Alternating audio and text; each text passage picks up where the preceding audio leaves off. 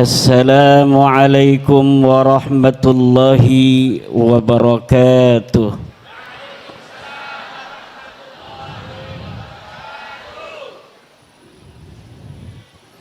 Coba yang perempuan diam, laki-laki jawab salam. Assalamualaikum warahmatullahi wabarakatuh.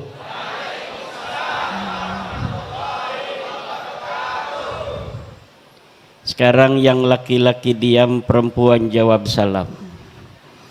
Assalamualaikum warahmatullahi wabarakatuh.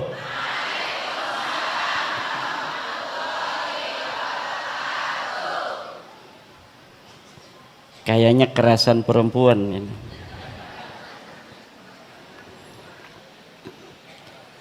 Alhamdulillahil malikil hakim, al-jawadil karimil azizir rahim, fattariqu ilaihi wadihul lil qasidin, waddalilu alaihi laihul lin nazirin. Allahumma salli ala sayyidina Muhammad wa Khadijata wa Fatimata wa Aliyin wal Hasani summal Husaini tayyiba wa ala sairi ashabihi wa sallim. Allahumma barik lana Nusantara Jaya Raya wa ahlikidz zaliminal kadzibin wa akhrijhum min bainina saghirin wa khaibin wa khasirin wa jasimin, amin. Allahumma ya hayyu ya qayyum ya hannan ya mannan ya dayyan ya sultan ya dzal jalali wal ikram. Amma ba'du,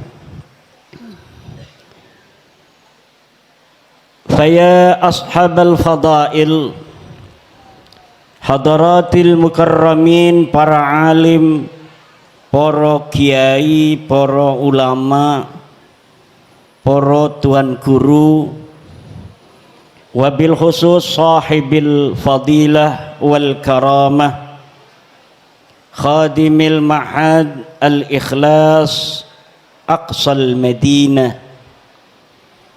al-alim al-hafidh Kiai Haji Sahal mata'anallah bituli hayatih. Yang saya hormati Kiai Haji Luqman Al-Hakim dari Pemalang, Ketua PWI Purbalingga Bapak Kiai Haji Ridho, Bapak Tubagus Mogi Nur Fadil Satya Tirtayasa yang alhamdulillah hadir untuk juga mengalap barokah dari Purbalingga, yang di sini ada makam dari Banten namanya makam Mbah Jambu Karang, asluhu min Banten, sumartahala ila Purbalingga wa mata biha wa dufina biha, amin. Allahumma. Yang saya hormati para kiai-kiai Purbalingga yang hadir, yang lain para ketua organisasi Islam, wabil khusus ketua PCNU Purbalingga, Ketua Ansor Purbalingga, Komandan Banser Purbalingga, Laskar PWI Purbalingga, dan juga para santri dan wali santri, para ibu-ibu muslimat, ibu-ibu fatayat atau nong-nong fatayat, juga pengurus IPNU dan IPPNU, LBM NU Purbalingga, RMI NU Purbalingga, dan yang lainnya, Bapak Ibu semuanya, insya Allah kita berdoa bersama yang hadir pada hari ini mendapat keberkahan dari Allah Subhanahu wa Ta'ala.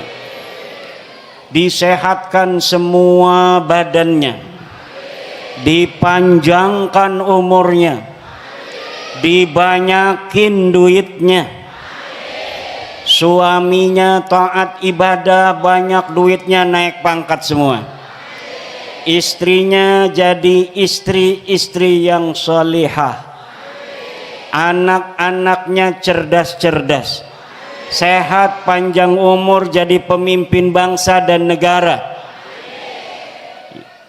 terutama kepada Laskar, PWI dan Banser, semoga jadi kaya raya semua, jadi pengusaha, bisa bikin pabrik, bisa banyak sawah, kalau perlu gunung-gunung dibeli oleh Banser dan Laskar PWI, amin. Biarin yang kaya itu Banser sama Laskar PWI, biar nanti kalau berjuang gak usah lihat kanan lihat kiri, karena perusahaannya jalan, pabriknya jalan, amin ya Allahumma, amin Allahumma. Monggo sehat. Ini punten di atas saya.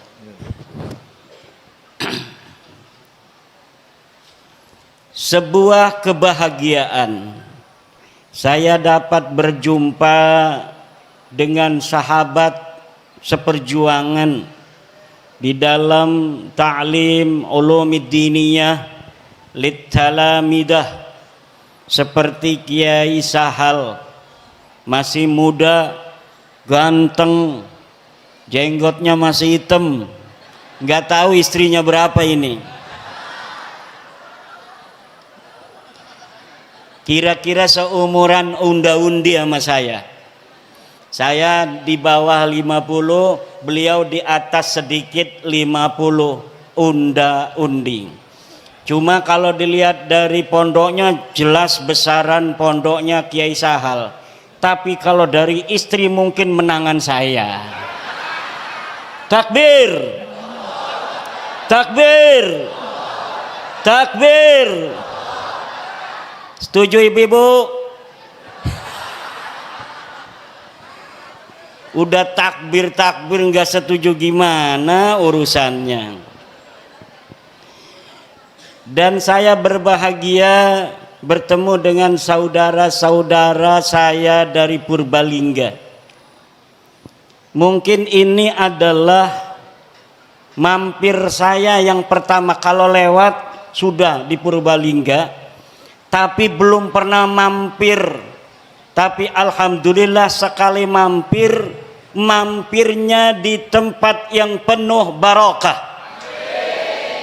tempat ilmu Allah dipelajari, tempat Al-Quran dihafal, tempat orang-orang soleh duduk, tempat ibu-ibu menitipkan anak-anak yang akan menjadi ulama-ulama Islam, yang akan menjadi pemimpin-pemimpin bangsa dan negara. Sebuah kebahagiaan yang tiada tara hari ini dapat bersilaturahmi di pondok pesantren Aqsal Madinah, ujung kota. Nggak sembarangan ini pondok pesantren Al-Ikhlas Aqsal Madinah. Ini 2 surat dalam Al-Quran. Pertama surat Al-Ikhlas, Qul huwallahu, hafal semua ibu-ibu qul hu. Orang yang cinta kepada surat Al-Ikhlas dia akan masuk surga. Di zaman Nabi ada sahabat kalau sholat bacanya kulhu melulu. Rakaat pertama kulhu, rakaat kedua kulhu, salat lagi dohor Fatihah ama kulhu, nanti rakaat kedua kulhu. Sahabat lapor sama Kanjeng Rasul, ya Rasul, ada sahabat yang kalau dia sholat bacanya nggak ganti-ganti kulhu aja. Kayaknya orang Purbalingga kalau sekarang itu. Sholat maghrib kulhu, sholat isya, sholat subuh, sholat duhur, sholat asar. Yuk bareng-bareng ngalap barokah kita baca kulhu. Ibu-ibu kayak ibu-ibu Jamiah bacanya.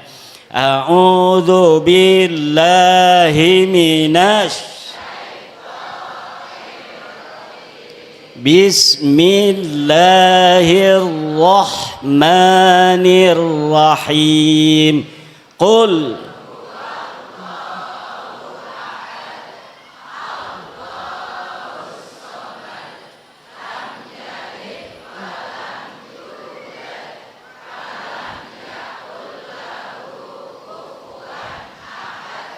Sadaqallahul azim.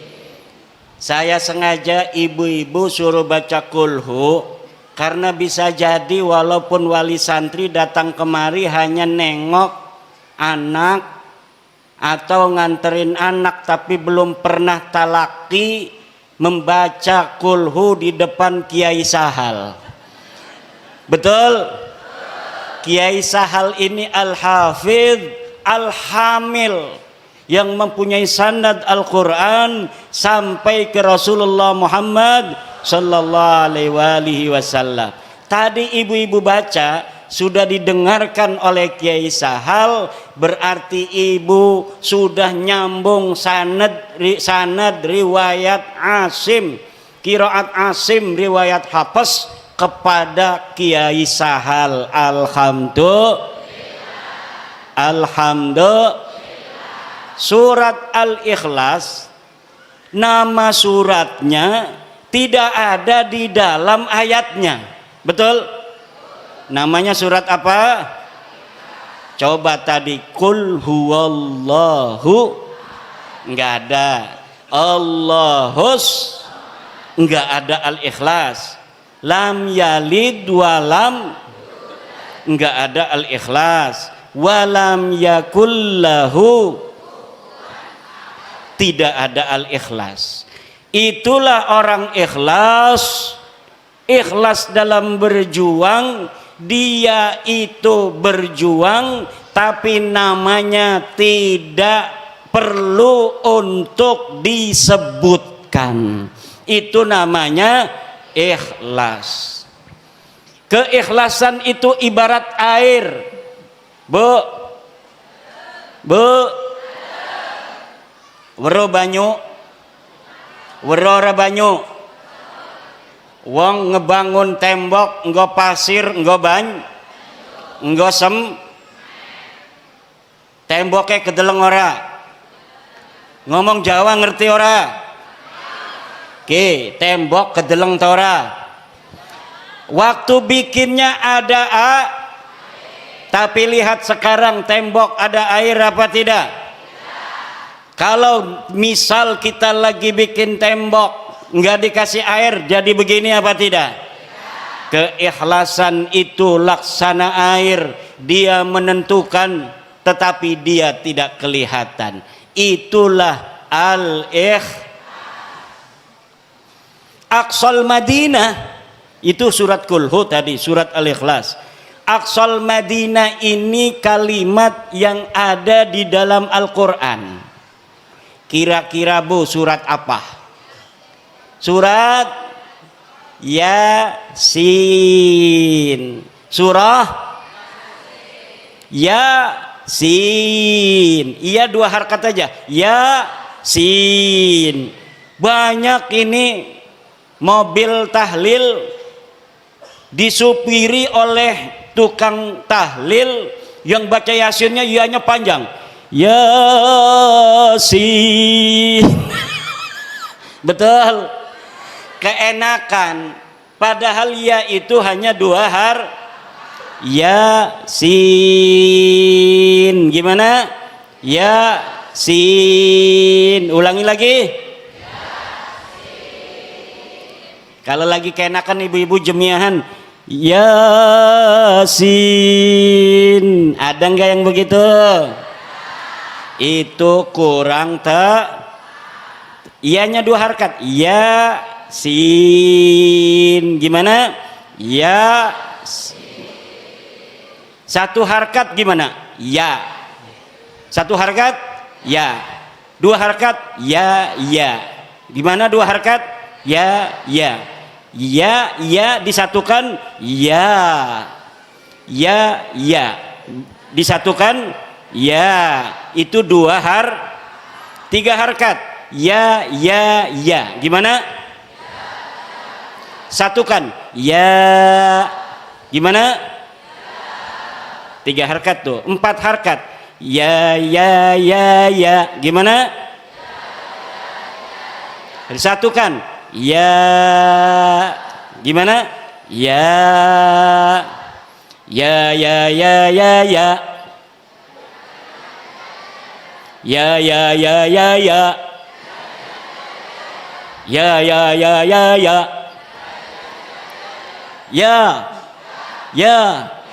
Ya. Kok jadinya lagu Roma Irama? Coba. Ya. Gimana? Ya. Satukan 5 harkat. Ya. Gimana? Ya. Ini adanya di dalam mad wajib mod ula. Gimana? Ulaika.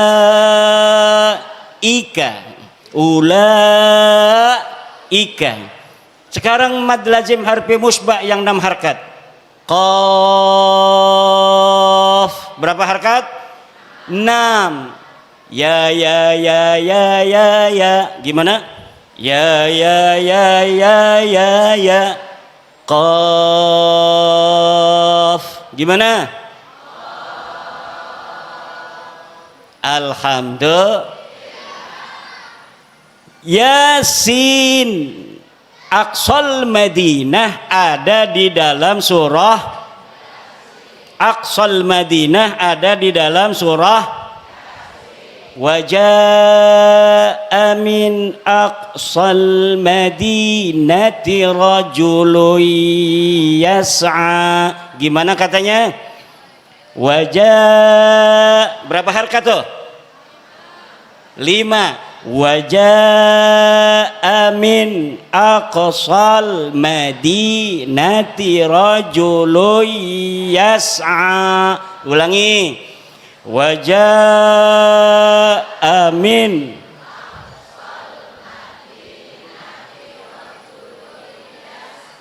rajulun yas'a. Dan datang dari Aqsal Madinah. Dari mana? Dari pondok pesantren Aqsal Madinah. Dari pondok apa? Rajulun yas'a, laki-laki yang berjalan. Wa qala ya qaumi ittabi'ul mursalin, wahai kaumku ittabi'u, ikutilah al-mursalin, para orang-orang yang diutus oleh Nabi Isa. Diutus oleh siapa? Nabi Isa Rasulullah. Pangkatnya apa Nabi Isa? Nabi Isa mengutus 3 orang ke kota Antakiyah. Wakilul wakil biidnil muwakil, wakilul muwakil. Wakilul wakil biidnil muwakil, wakilul muwakil. Ulangi. Wakilul wakil biidnil muwakil, wakilul muwakil. Nabi Isa Rasul, dia mengutus orang dengan izin Allah, 3 orang untuk datang ke kota Antakiyah. Ketika 3 orang ini yang utusan Nabi Isa diizinkan oleh Allah untuk diutus oleh Nabi Isa, maka kedudukan dari 3 utusan Nabi Isa ini sama dengan utusan Allah. La yajuzu lil wakili azlu wakilihi illa biiznil muwakkil. Kalau ada wakilul wakil itu sudah diizini oleh muwakil, maka wakilnya sendiri tidak boleh memecat wakilul wakil, kecuali yang memecat adalah muwakil.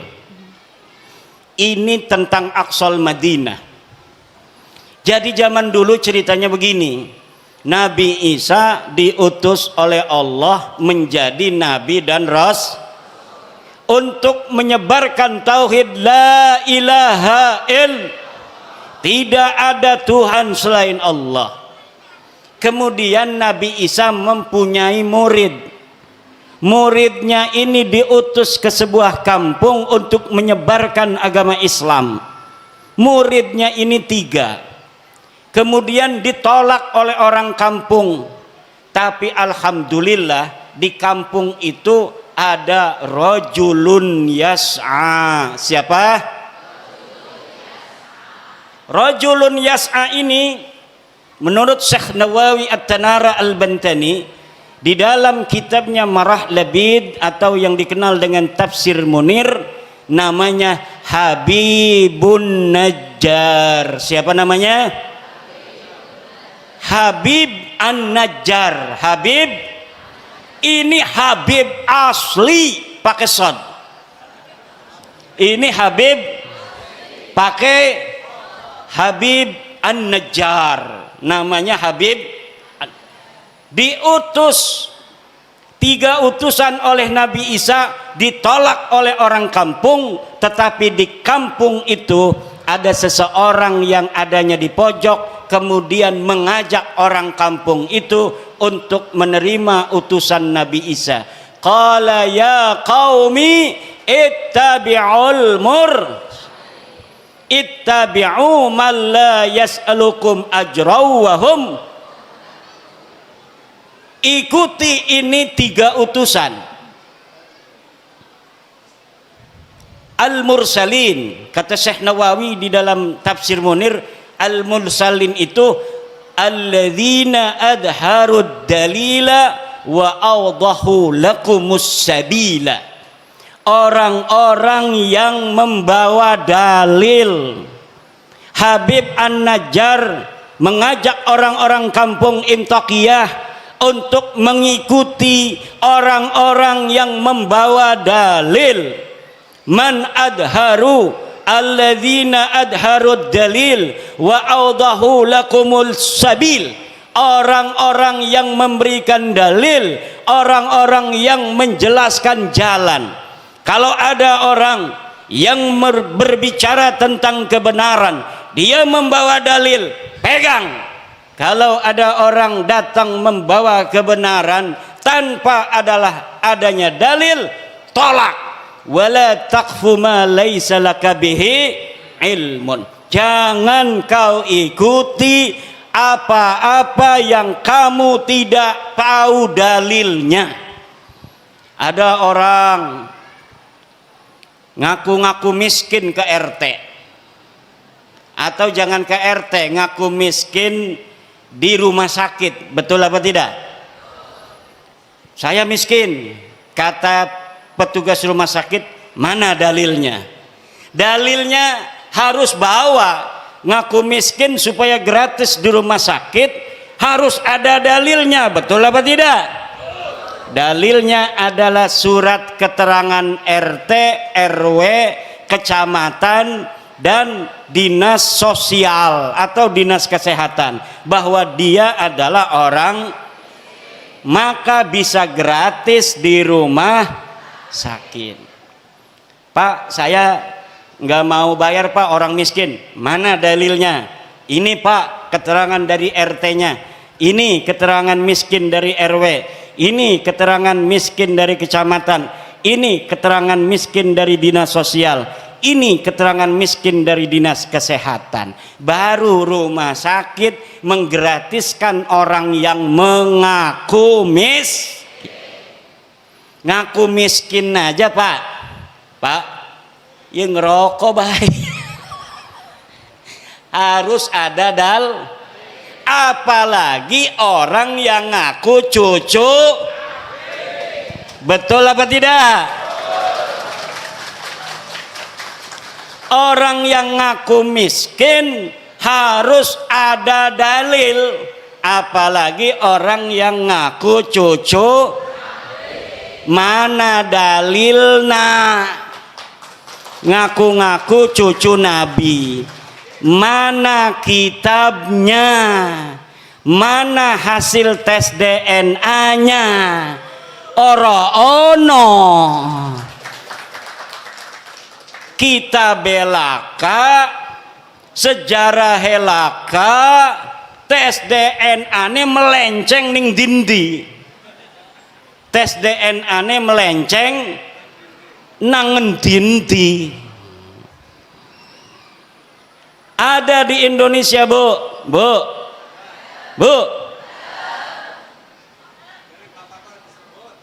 Di Indonesia ada orang ngaku cucu Nabi. Dalam tubuhku mengalir darah Rasulullah. Datang ke kiai minta duit 40 juta. Baru saya dapat ini sebuah testimoni dari kiai di Purbalingga, di Banyumas. Ada kiai diparanin oleh seorang yang ngaku cucu Nabi. Yang ngaku cucu Nabi namanya Habib. Apa namanya? Habib. Nama klannya keluarga Baklawi. Keluarga apa? Baklawi. Dia minta uang 40 juta. Dulu katanya biasanya langsung dikasih kalau lagi punya. Kalaupun tidak punya uang, maka akan dicarikan uangnya untuk Habib, orang yang ngaku cucu Nabi, dengan harapan mendapatkan barokah dan syafaat dari baginda Nabi. Tapi kiai ini sudah dengar, ada di Banten namanya Imaduddin Usman, sudah meneliti bahwa para Habib-Habib yang ada di Indonesia yang ngaku cucu Nabi ini ternyata bukan keturunan Nabi. Saya yang meneliti itu, bahwa Habibku ada Habib Rizik Sihab, Habib Bahar Smith, Habib Taufik Segaf, Habib Lutfi Yahya. Itu semua namanya keluarga Baklawi. Keluarga siapa? Saya sudah teliti seteliti-telitinya berdasarkan kitab-kitab nasab, kitab-kitab sejarah, hasil tes DNA, bahwa mereka dengan pasti mustahil sebagai keturunan baginda Nabi besar Muhammad sallallahu alaihi wasallam. Tidak terima, silahkan undang saya untuk berdebat. Kalau tidak terima, mana ente punya dalil? Kalau tidak terima, mana hasil tes DNA ente? Saya sudah tahu hasil tes DNA dari Habib-Habib ini. 180 orang di Yaman sudah tes DNA dan hasilnya haplogrupnya G. Sedangkan keturunan Nabi Muhammad semuanya di Arab Saudi, di Yordan, di Maroko, haplogrupnya J1. Kalau ada orang yang mengaku keturunan baginda Nabi besar Muhammad hari ini dari jalur laki-laki semua sampai baginda Nabi sampai Sayyidina Husain, maka haplogrupnya harus J1. Sedangkan keluarga Habib Rizik, keluarga Habib Bahar, keluarga Habib Taufik Segaf, keluarga Habib Lutfi bin Yahya semuanya sudah tes DNA dan bukan keturunan baginda Nabi besar Muhammad sallallahu alaihi wasallam.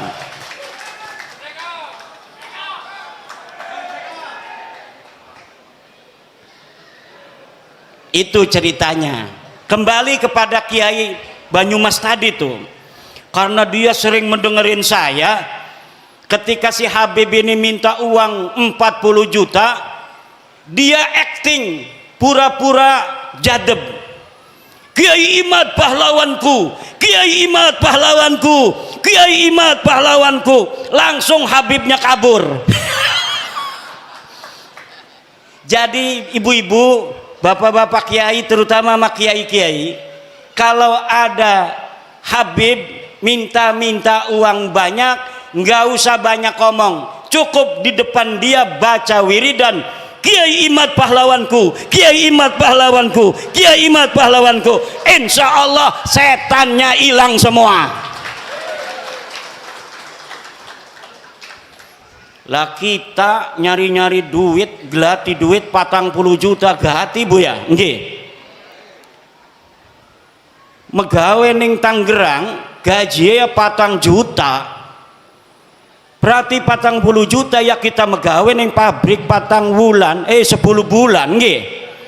Lah dia datang hanya dengan menjual baginda Nabi, dia pengen dapat duit 40 juta. Nah, orang-orang yang menjual nama Nabi besar Muhammad sallallahu alaihi wasallam begini, kira-kira masuk surga apa masuk neraka?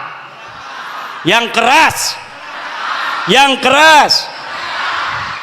Saya tanya sekarang, Habib itu keturunan Nabi apa bukan? Keturunan Nabi apa bukan? Habib Rizik turunan Nabi bukan? Habib Bahar turunan Nabi bukan? Habib Lutfi bin Yahya turunan Nabi apa bukan? Habib Taufik Segaf turunan Nabi apa bukan?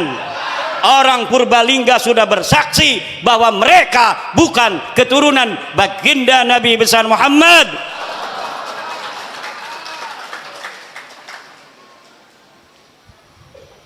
Ibunda Khadijah Al-Kubra akan tersenyum kepada orang-orang Purbalingga. Sayyidatuna Fatimah Az-Zahra akan berbahagia kepada orang Purbalingga.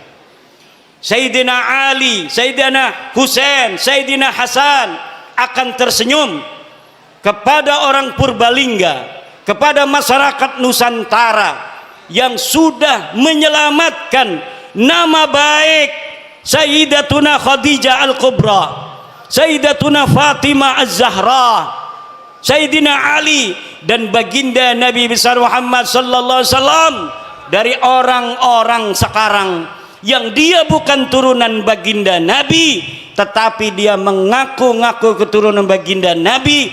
Dengan pengakuannya itu dia membuat umat Nabi besar Muhammad sallallahu alaihi wasallam diperas, membuat umat Nabi Muhammad sallallahu alaihi wasallam dihina-dina, membuat umat Nabi besar Muhammad SAW berpecah belah.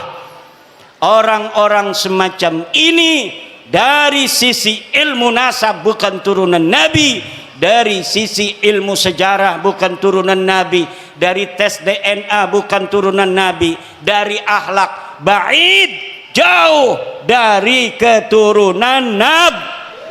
Akhlak Nabi begitu luhur, senyum mengembang setiap ketemu dengan orang lain, menyayangi orang lain.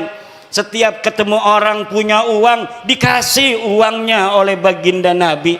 Lagi bawa begini nih, bawa jas, apa ini namanya nih, jubah, diminta orang karena ada dua. Kalau turunan Nabi itu harus sama dengan Nabi. Kalau lagi bawa jubah, beb, jubahnya satu buat aneh, langsung dikasihin. Itu ciri-ciri daripada turunan. Sekarang Laskar jajal kalau ada Habib lagi bawa mobil, beb, mobilnya buat aneh. Kalau dia kasih itu mobil, dia turunan Nabi. Kalau tidak kasih itu mobil, jangan sampai engkau percaya bahwa dia keturunan baginda Nabi besar Muhammad. Setuju? Ada Habib datang ke kiai bawa mobil. Beb, bawa apa ke sini? Mobil. Mobilnya buat aneh aja. Sebelum diminta, minta dulu. Sebelum dia minta uang, minta dulu apa yang dia bawa. Dia bawa udang-udang begini, pinta. Dia bawa jubah begini, pinta. Wah, berarti Ki Imad nanti kita minta coba kasih enggak? Ya enggak. Aneh kan nggak ngomong-ngomong, aneh turunan Nabi. Ente punya istri, cerai, nanti aneh kawinin, ente masuk surga. Ada Profesor Manahem Ali beriwayat, ada seorang kiai istrinya cantik jelita. Tahu istrinya satu atau dua saya nggak tahu itu. Yang jelas dia istrinya cantik. Datang Habib, suruh dicerai istrinya. Kata si Habib, kalau engkau cerai istrimu lalu aku nikahi istrimu, maka engkau akan dapat barokah, dapat syafaat, masuk dalam surga. Na'udzu. Apakah yang model begitu betul turunan Nabi? Jawab.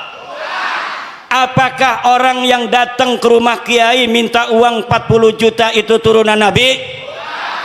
Apakah ada orang yang menghina orang lain itu turunan Nabi? Orang yang mulutnya selalu mencaci maki Presiden Indonesia dengan alasan-alasan PKI, alasan antek asing, ijazah palsu, apakah orang semacam itu pantas jadi cucu Nabi apa tidak? Dia cucu Nabi bukan? Orang yang selalu membuat keonaran. Orang kampung kita suruh demo tiap hari nggak dibayar. Katanya untuk bela agama Islam. Kemudian orang-orang kampung kita meninggalkan pekerjaannya, meninggalkan kegiatannya, suruh demo tiap hari. Dia yang dapat duit, orang-orang kampung kita yang kerjaannya acak-acakan, ekonominya murat-marit, istrinya muring. Tahu muring? Istrinya muring, ngambek, marah-marah karena dia jaga warung ditinggalin. Apa betul? Dia bertani, taninya macul tidak disempurnain. Dia jagain pancingan lele, pancingan lelenya ditinggalin. Kenapa? Suruh demo, katanya membela agama, menurunkan antek-antek Cina, menurunkan antek-antek asing. Tapi ternyata perjuangan mereka semata-mata bukan untuk agama, bukan untuk rakyat, bukan untuk bangsa, tetapi untuk tingginya nama mereka sendiri dengan mengorbankan putra-putri Indonesia agar masa depannya acak-acakan, tetap miskin, melarat, tidak punya pekerjaan. Na'udzu.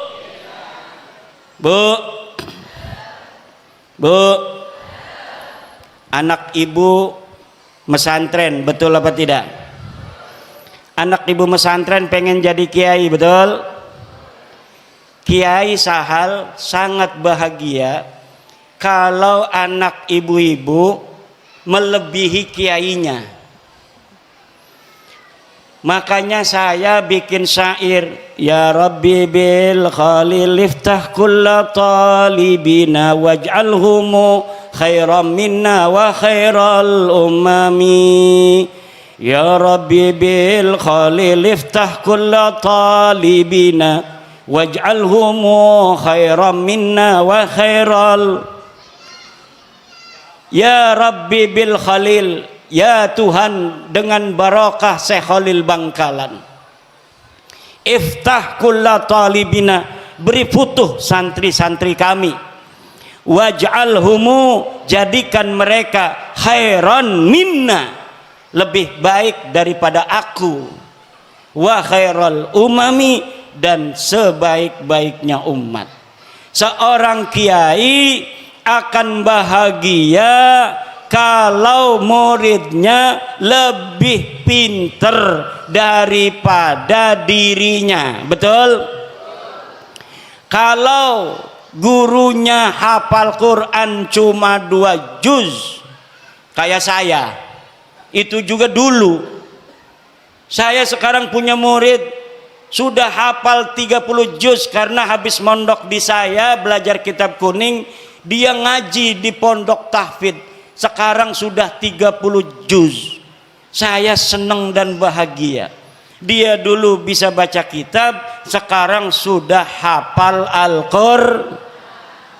Kalau gurunya sudah 30 juz, seneng kalau muridnya hafal 35 juz. Kalau ada lebih dari 30 juz itu senang mungkin gurunya. Tetapi ada seorang atau sebuah kelompok, dia tidak bergelar kiai. Kalau kiai, muridnya jadi kiai senang, betul? Tapi ada Habib punya murid namanya Mukibin. Ini Mukibin tiba-tiba pas udah 2 tahun dia pakai Al-Habib. Wong Banyumas, gua Al-Habib. Lah kira-kira gurunya itu yang seorang Habib marah apa tidak kalau ada murid tiba-tiba make gelar Al-Habib? Marah, itu bisa dipukulin, dipersekusi. Kenapa? Karena bagi mereka nasab itu lebih utama daripada ilmu. Sedangkan menurut ajaran Islam, ilmu itu mutlakon lebih mulia daripada nasab. Ilmu itu mutlakon lebih mulia daripada takwa adalah kunci daripada kemuliaan. Ukuran daripada kemuliaan adalah takwa. Inna akramakum indallahi, sesungguhnya orang yang paling mulia di antara kalian adalah orang yang paling bertakwa. Itu adalah barometer kemuliaan. Siapa orang paling bertakwa, dialah orang yang paling mulia. Apakah dia anak seorang kiai? Apakah dia anak seorang raden? Apakah dia anak seorang tubagus? Dia seorang petani? Dia seorang penjual cilok? Dia seorang yang miskin? Dia seorang yang kaya? Kalau dia bertakwa, maka dialah orang yang paling Ini ajaran Islam apa ajaran Habib? Islam. Tapi ajaran Habib, dia ngomong sama santri-santrinya, kalau nanti jadi kiai banyak ilmunya, jangan sampai di hatimu ada perasaan sama dengan Habib. Jadi mereka mempunyai sebuah ajaran, sebuah doktrin kepada murid-muridnya yang bukan dari golongan Habib itu, bahwa orang-orang Jawa, wong Banyumas, wong Purbalingga, wong Brebes wis kon dagang ndok bae, ora bisa dadi wong mulia. Sirama sampai kapan bae tugasnya ngormati kula. Kok sira duwe anak, anake ngormati anak kula. Kok sira duwe putu, putune ngormati putu kula. Anak kira duwe buyut, buyute ngormati buyut kula. Sampai kiamat tugasnya sira jadi hamba sahaya, tugasnya kita lan turunan kita jadi raja, jadi wong mulia. Ini ajaran Islam apa ajaran Habib? Ajaran Islam apa ajaran Habib? Ajaran Islam apa ajaran Habib? Ajaran Islam, siapa saja dia, dari siapa dia dilahirkan tidaklah penting, tetapi yang penting bagaimana dia nanti menatap kehidupan. Kalau dia belajar kemudian pintar, dia bisa jadi presiden di Indonesia walaupun dia hanya anak petani dari Purbalingga. Walaupun dia hanya anak seorang pedagang kecil di Purbalingga, kalau dia kemudian masuk STPDN, dia bisa menjadi bupati di Purbalingga. Siapapun dia, walaupun dia hanya anak seorang yang mencari limbah, pemulung, tapi dia kemudian masuk TNI, dia jadi jenderal, kemudian dia menjadi panglima TNI. Itu adalah ajaran Islam. Dia bisa jadi jenderal, dia bisa menjadi AKBP, dia bisa menjadi kolonel, walaupun hanya anak seorang petani yang tidak punya sawah. Petani nyambut tapi abai nyelengi be, alhamdulillah duite gena sekolah ning Akpol, duitnya sekolah ning perwira, akhirnya jadi jenderal. Maka di dalam ajaran Islam dan ajaran Pancasila tidak dinilai dia dari keturunannya, tapi dinilai dari prestasinya. Ini ajaran Islam sesuai dengan ajaran Pancasila. Tapi ajarannya rasis, Kabib, lamun uang dudu turunan Kabib, uang lanang ora bisa ngawin turunan Kabib. Kenapa ora bisa? Karena kita mah turunannya Nabi. Jere siapa sira turun Nabi? Jere bapak kula. Bapak nirani jere siapa? Bapak kula nih ya jere bapak tua kula. Bapak tua kamu kata siapa? Kata, tapi saya minta buktinya. Tidak ada bukti. Saya minta dalilnya. Tidak ada Saya minta tes DNA, hasil tes DNA-nya haplogrup G. Orang yang bukan hanya mereka bukan keturunan Nabi, tapi juga mereka bukan orang Arab. Leluhur mereka orang Kaukasia, orang Turki yang tidak punya tempat. Mereka hidup nomaden, kemudian mereka tinggal di Kaukasus, kemudian dihancurkan, menyebar ke India, menyebar ke Pakistan, menyebar ke Eropa, menyebar ke Yaman. Dari Yaman pindah ning Indonesia. Ning Indonesia ngaku putune Nabi. Jadi wes ibu-ibu nurut ning kiai desa, nurut ning kiai ning desa kita ana sing ngajar Fathul Qorib ning musola. Wonge 5 sing ngaji, sing siji ngantuk, sing siji izin. Tinggal wong telu, sing telune ngantuk. Ngajar Fathul Qorib kiai, dia yang ngajar ngaji, dia yang bawa kopi. Dia yang ngajar ngaji, dia yang bawa kopi. Kadang-kadang diamplopin yang ngajinya, saking pengen ngelihat orang itu masuk surga, sampai dia kiai ngajar ngaji, gawa kopi, gawa kue, gawa amplop maning. Alhamdulillah. Itulah orang-orang ikhlas. Lah sekarang Bu, karena mereka sudah tahu bahwa mereka itu gagal jadi keturunan Nabi, ngegawa-gawa Wali Songo supaya gagal jadi turunan Nabi. Kata mereka Wali Songo juga sama turunan Baklawi, padahal dari zaman dulu mereka menghina-hina Wali Songo, keturunannya tidak ada. Wali Songo keturunannya terputus. Tapi sekarang sudah diteliti mereka bukan cucunya Nabi. Mereka katakan Wali Songo itu keluarga mereka, Baklawi.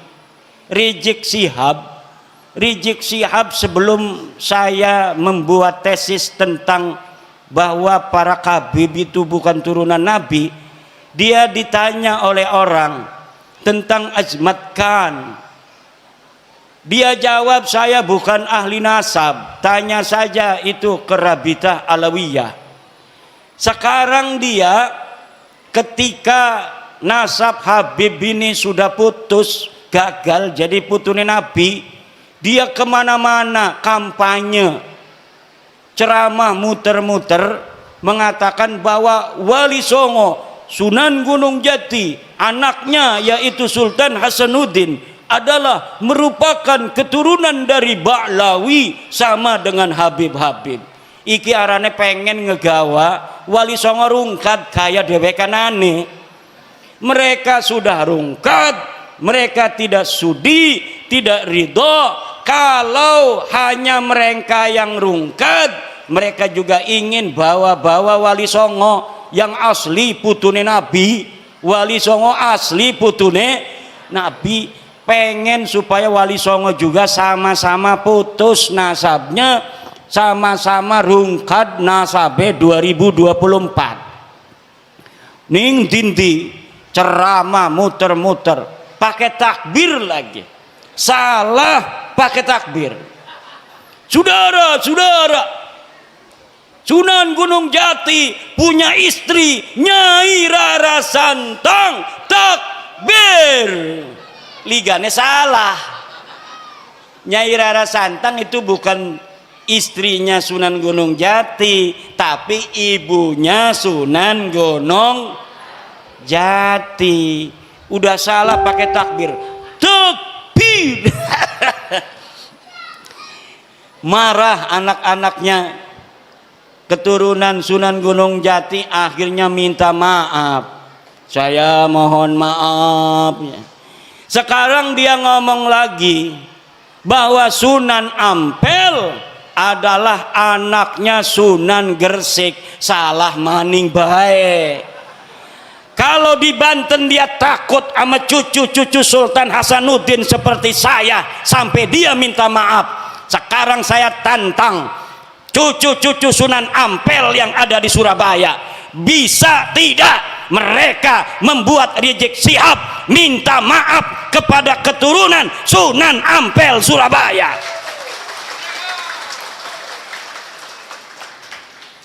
Kalau sama Sultan Hasanuddin Sunan Gunung Jati dia sampai minta maaf, sekarang orang Surabaya kalau dia tidak minta maaf atas kesalahannya itu dengan mengatakan Sunan Ampel anaknya Sunan Gresik, padahal Sunan Ampel anak daripada Ibrahim Asmoro, maka berarti keturunan Sunan Ampel yang ada di Surabaya tidak dianggap oleh Rizik Syihab seperti turunan Sunan Gunung Jati Syarif Hidayatullah. Coba mana eta turunan Sunan Ampel di dia? Tuntut, suruh minta maaf. Bukan bapaknya Sunan Ampel Ibrahim Asmoro Kondi. Kalau Sunan Gresik itu Maulana Malik Ibrahim. Harus minta maaf. Semakin ngomong semakin banyak salahnya dia. Karena apa? Bukan ahli nasab, nggak ngerti nasab, maksa-maksain bicara nasab. Saking marahnya sama saya, marah bener sama saya itu. Saya sejak kecil jadi cucu Nabi, masa mau mati jadi mantan cucu Nabi? Yang bener aja. Ama Roma Irama marah juga. Roma Irama sampai ditelepon marah. Kata Roma Irama, siapa lu negur-negur gue? Wih, hebat juga tuh Bang Haji. Bang Haji Roma kenal, Bu? Bu, kenal nggak Bang Haji Roma? Yang nyanyi apa contoh lagunya? Sebujur Bangkai. Satu lagu Roma Irama Sebujur Bangkai lebih utama dari ceramah para habaib 70 habaib. Satu lagu Sebujur Bangkai Roma Irama lebih mulia dan lebih manfaat bagi umat Islam daripada ceramah 70 habaib.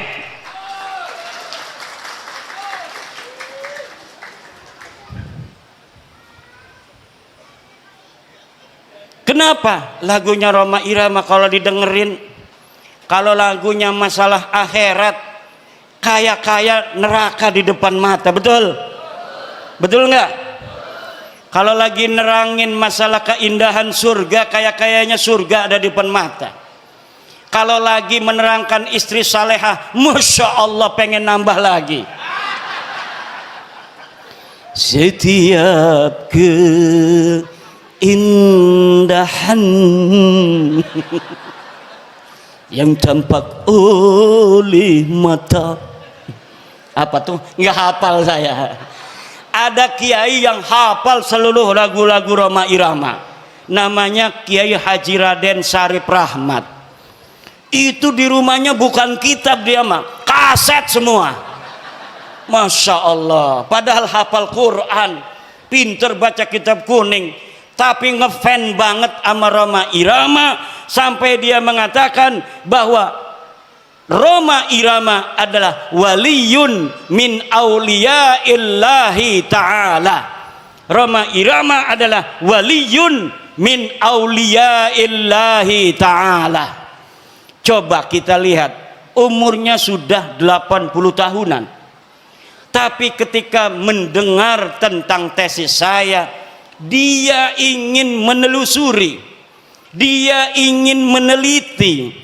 Kemudian sekarang dia mempunyai keyakinan bahwa para habib ini bukan keturunan baginda Nabi besar Muhammad sallallahu alaihi wa alihi wasallam. Kalau orang siapa saja yang masih ragu-ragu di hatinya, takut kewalat, maka lihat sebelum ayat Aqsal Madinah, qalu inna tatayyarna bik, bahwa orang-orang yang membatalkan nasab Ba'lawi dia akan kewalat, maka saya katakan ta'irukum ma'akum, kamu yang akan kewalat karena kamu telah mengaku duriah Nabi tidak punya dalil. Aku Imaduddin Usman membatalkan nasab kamu dengan dalil-dalil. Ini dalilnya dari kitab nasab, mulai abad kelima, 6, 7, 8, 9, tidak ada leluhur kamu disebut, dicatat sebagai keturunan baginda Nabi. Ini kitab sejarahnya, mulai dari abad keempat, 5, 6, 7, 8, 9, tidak ada leluhur kamu dicatat dalam sejarah sebagai apapun, baik sebagai ulama maupun sebagai turunan Nabi. Tidak ada leluhurmu yang jadi ulama, tidak ada leluhurmu yang jadi wali, tidak ada leluhurmu yang dicatat sebagai keturunan Nabi. Lalu kamu katakan Ubaidillah sebagai imam. Imam dari mana?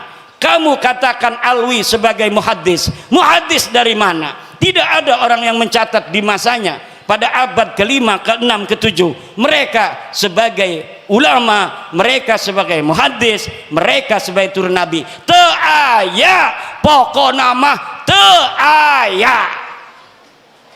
Ngerti ente? Ya kalau sudah tidak ada dalil, premen maning. Imad tolong si husnudon beh. Ora bisa, doraka kita. Asup ke neraka aing. Lamun geus nyaho sia lain keturunan Nabi, tapi orang masih ngomong sia turun Nabi, aing asup ke neraka. Aing mah embung asup ke neraka eta. aing mah embung asup ka neraka. Kita mau ora pengen manjing neraka, ku ibu-ibu pengen ora manjing neraka? Bu, pengen ora manjing neraka? Ari boten aja nganggep Baklawi turun nabi maning ya. Lamun masih nganggep turun nabi manjing neraka. Ada kiai protes sama saya. Kimat, kenapa pernah mengatakan walaupun ulama-ulama di dunia memfatwakan karena suatu hal Baklawi sebagai cucu Nabi, saya tidak akan terima. Saya pernah ngomong begitu, betul. Tapi Pak, lihat kata-kata saya, dengar kata-kata saya, ada kalimat karena suatu hal. Kalau ulama-ulama sedunia berfatwa memfatwakan karena suatu hal Baklawi sebagai cucu Nabi, saya tidak akan terima. Itu kalau dia berfatwanya tidak pakai dalil. Karena suatu halnya itu misalnya pertemanan, seperti Syekh Ali Jum'ah Mesir, karena berteman dengan Habib Umar bin Hafid, dia kemudian mengisbat Baklawi. Syekh Ibrahim bin Mansur, karena dia sama-sama nasabnya putus, dianggap putus oleh orang Arab, haplogrupnya juga bukan J1 Ibrahim bin Mansur. Akhirnya Ibrahim bin Mansur sekarang membantu Baklawi, Baklawi membantu Ibrahim bin Mansur. Itu namanya karena suatu hal. Kalau mereka datang dari seluruh dunia membawa dalil, maka kita terima, walaupun itu akan mustahil. Mustahil ditemukan dalil-dalil tentang ketersambungan Baklawi. Kenapa saya berani mengatakan mustahil? Karena algoritmanya tidak memungkinkan. Kenapa tidak memungkinkan? Karena di abad 9 saya sudah ainul yakin melihat dalil-dalil bagaimana mereka membangun nasab itu di abad 9. Tidak ada sebelumnya. Maka tidak mungkin akan ditemukan dalil di abad ke-8, dalil di abad ke-7, dalil di abad ke-6. Tidak mungkin ditemukan karena algoritma pembentukan, pabrikasi daripada nasab mereka hanya baru ada di abad 9. Kalau sampai mereka bawa manuskrip katanya abad ke-6, ke-5, saya pastikan itu manuskrip palsu. Apakah ada buktinya? Woi Kiai ngomong manuskrip palsu. Saya sudah menemukan banyak pemalsuan di dalam sejarah Baklawi. Saya banyak menemukan banyak pemalsuan dalam kitab-kitab Baklawi, seperti kitab Abnaul Imam yang ditulis abad kedua Hijriah, lalu ditambahin di abad kelima, kemudian dikatakan sebagai kitab abad kelima. Padahal kitab itu ditambahin lagi pada abad ke-11, pada abad ke-13. Jadi apa yang tercatat di dalam kitab Abnaul Imam bukan semata-mata abad kedua, bukan semata-mata abad kelima, bukan semata-mata abad 11, bukan semata-mata abad ke-13, dan bukan semata-mata dicetak pada abad 15 sekarang. Ini baru dicetak. Tetapi dari banyaknya penulis dari satu masa ke masa yang lainnya, tidak ada dibedakan ini catatan dari abad 2, ini catatan dari abad 5, ini catatan dari abad 11, ini dari abad 13. Tidak dibedakan. Kalau kita ngaji kitab Fathul Qorib, ada matan takrib, ada Fathul Qorib. Untuk membedakan matan dan sarahnya itu ada dalam kurung. Kalau yang dalam kurung itu matan, yang selebihnya itu syarah. Tapi dalam kitab Abnaul Imam tidak dibedakan mana karya toba-toba, mana karya yang lainnya. Jumlahnya semuanya ada 4 orang, 5 dengan muhakkiknya. Mereka telah mencetak kitab dengan ditambahi, kemudian diasosiasikan nama ulama tertentu yang ulama itu tidak mencatat daripada apa yang mereka tambahkan. Masih banyak lagi ibu-ibu, bapak-bapak, karena ini udah sore, insya Allah nanti kita akan bisa berjumpa kembali. Kita berdoa, ibu-ibu panjang umur, sehat badan, banyak duit, banyak duit, banyak duit, anaknya soleh solihah, bapak-bapak juga semuanya banyak duitnya. Ini yang hadir di sini dan anak keturunannya ila yaumil qiyamah jadi orang kaya raya semua, jadi orang yang berilmu semua, jadi orang yang berpangkat tinggi semua, bermanfaat dan menjadi pahlawan untuk generasinya masing-masing. Allahumma amin, Allahumma al-Fatihah.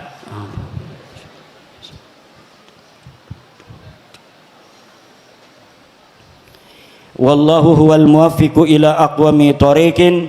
Wassalamu alaikum warahmatullahi wabarakatuh.